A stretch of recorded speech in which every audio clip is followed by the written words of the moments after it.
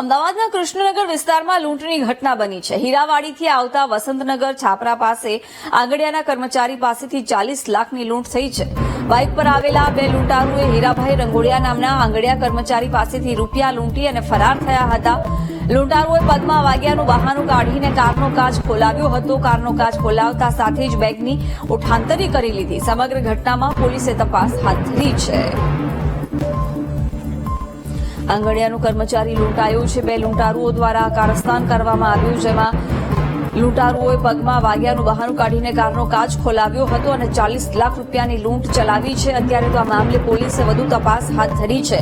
અમદાવાદના કૃષ્ણનગર વિસ્તારનો આ બનાવ છે। વસંતનગર છાપરા પાસે આ ઘટના બની છે, જ્યાં બે લૂંટારુઓ દ્વારા એક આંગડિયાના કર્મચારીને નિશાન બનાવવામાં આવ્યો અને 40 લાખની લૂંટ ચલાવવામાં આવી છે।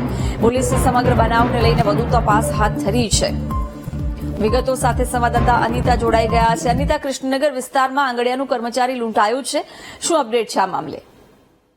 જી, ખાસ તો જે પ્રકારે ફરી વખત કૃષ્ણનગર વિસ્તારમાં લૂંટની ઘટના સામે આવી છે, જેમાં હીરાવાડીથી વસંતનગરના છાપરા પાસે આ ઘટના બની છે। તેમાં હરિભાઈ રંગોળિયા આંગડિયા પેઢીનો જે કર્મચારી જે છે તે ₹40 લાખની રોકડ લઈને આજે પસાર થઈ રહ્યો હતો। એ દરમિયાન બાઇક ઉપર આવેલા બે લૂંટારોએ તેના પગના ભાગે જે એક્સિડન્ટ કર્યું હોવાનું અને ગાડીનો કાચ ખોલ્યો હોવાનું જણાવીને તેની સાથે તકરાર કરી હતી। તકરાર બાદ ગાડીનો જે કાચ ખોલીને જે કર્મચારીએ તેને જવાબ આપતા આજે 40 લાખની રોકડ ભરેલી બેગ હતી તે લૂંટ કરીને તેઓ ત્યાંથી ફરાર થઈ ગયા હતા। આ પ્રકારની ઘટના અગાઉ પણ બની હતી। અકસ્માત કરવાના નામે લૂંટની ઘટના જે સતત વધી રહી છે।